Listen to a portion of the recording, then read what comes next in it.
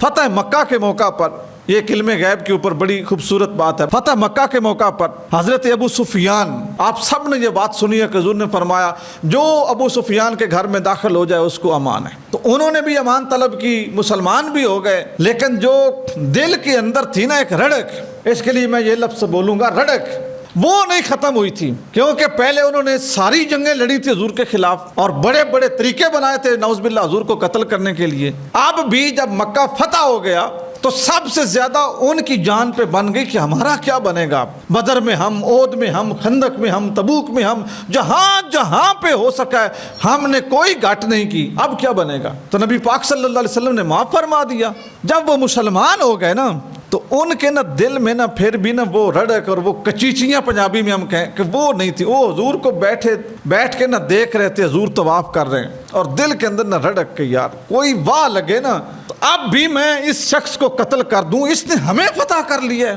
ہماری وجہ سے یہ مکہ چھوڑ کے گئے تھے، مدینہ گئے تھے، ہجرت کی تھی، اتنا کچھ یار، ہمارے اتنے بندے، اتنی ہم جنگیں بھی ہار گئے، آج ہم فتح بھی ہو گئے، اندر وہ جو رڑک تھی نا وہ نہیں ختم ہو رہی۔ کہتے ہیں میں حضرت ابو سفیان کہتے ہیں میں نا سوچ ہی رہا تھا، حسد کر رہا تھا، دل کے اندر نا یہ چیز ساری موجود تھی کہ کاش میرے پاس لشکر ہوتا اور میں دوبارہ اس شخص پہ حملہ کرتا اور اس کو نعوذ باللہ قتل کر دیتا اور قبضہ کر لیتا۔ کہتے ہیں کہ میں انہی خیالوں میں گم تھا نا، تو خیالوں میں گم ہوتے ہوتے مجھے پتہ ہی کوئی نہ چلا حضور طواف سے نکلے، میرے اوپر آئے اور میرے دونوں کانوں کے درمیان ہاتھ رکھ کے حضور نے فرمایا یخزیک اللہ، اللہ تجھے ذلیل کرتا۔ جو تو دل میں سوچ رہا ہے نا کہ میرے پاس لشکر ہوتا اور میں پھر ان کو قتل کرتا، فتح کرتا تو میں بادشاہ بن جاتا، فرمایا نہیں، بادشاہ نہ تم بنتے، یخزیک اللہ، خدا تجھے ذلیل کر دیتا۔ ابو سفیان کہتے ہیں میں نے جب دیکھا نا سر اٹھا کے تو نبی کریم صلی اللہ علیہ وآلہ وسلم تھے،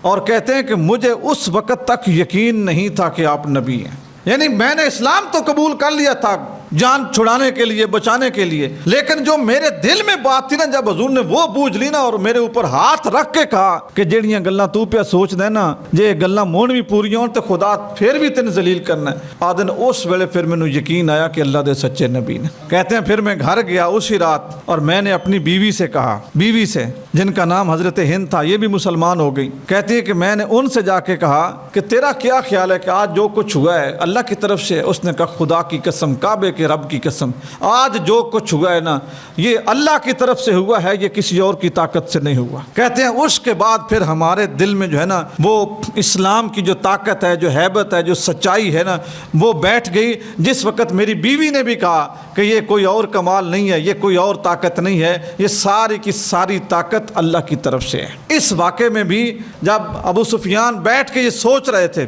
حسد کی وجہ سے کہ کاش لشکر آئے میرے پاس موجود اور میں ان کو قتل کر دوں، اس وقت بھی ان کا دل کا ارادہ حضور نے پڑھ لیا اور حضور نے ہاتھ رکھ کے کہا کہ اگر لشکر تجھے مل بھی جاتا نا تو پھر بھی ذلیل ہی ہوتا۔ دوستو ایک نہیں، سینکڑوں نہیں، ہزاروں چیزیں ایسی ہیں اللہ تعالیٰ نے ہمارے رسول پاک صلی اللہ علیہ وآلہ وسلم کو علم غیب عطا فرمایا تھا۔ اگر ہمارے نبی کے پاس علم غیب نہ ہو تو ہمیں اللہ کے رسول قیامت کے دن کس طرح پہچانیں گے؟ ہمیں پورا یقین ہے کہ جس طرح ہمیں ہمارے ماں باپ، دوست احباب، یار بیلی جانتے ہیں نا، اسی طرح ہمیں ہمارے رسول کریم بھی جانتے ہیں۔